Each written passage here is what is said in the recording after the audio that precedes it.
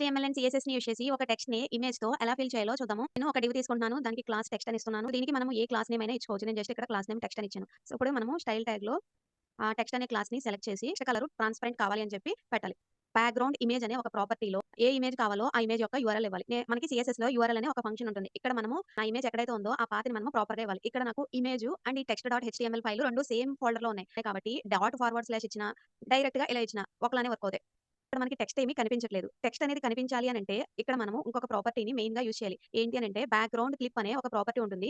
So, ఈ text ఎక్కడెక్కడ ఉంటుందో అక్కడ మాత్రమే ఇమేజ్ అనేది ఫిల్ అవ్వాలని చెప్పి ఈ టెక్స్ట్ అనేది చిన్నగా కనిపిస్తుంది. అండ్ ఇక్కడ మనకి ఇమేజ్ అనేది ప్రాపర్‌గా కనిపించట్లేదు. ఎందుకనంటే మనకి ఆ బ్యాక్‌గ్రౌండ్ ఇమేజ్‌ని ఎంత సైజ్‌లో అడ్జస్ట్ చేయాలో మనం చెప్పలేదు. కాబట్టి మనం ఏం చేయాలంటే బ్యాక్‌గ్రౌండ్ సైజ్ అనేది ఒకటి ఇవ్వాలి. సో, ఈ బ్యాక్‌గ్రౌండ్ సైజ్ అనేది కవర్ అని చెప్పి ఇస్తున్నాం. మొత్తం ఫుల్ ఆ టెక్స్ట్ ఎంతైతే ఉంటుందో అంతా కవర్ అవ్వాలని. ఇప్పుడు కూడా మనకి రావట్లేదు. ఈ ఫాంట్ సైజ్ అనేది ఇంక్రీజ్ చేసుకోవాలి. ఎంత ఫాంట్ సైజ్ ఇంక్రీజ్ చేసుకుంటే ఆ ఇమేజ్ అనేది అంత క్లియర్‌గా కనిపిస్తుంది. నేను ఇక్కడ 200 పిక్సెల్స్ అని చెప్పి ఇస్తున్నా. సో, మనకి ఇలా వచ్చింది.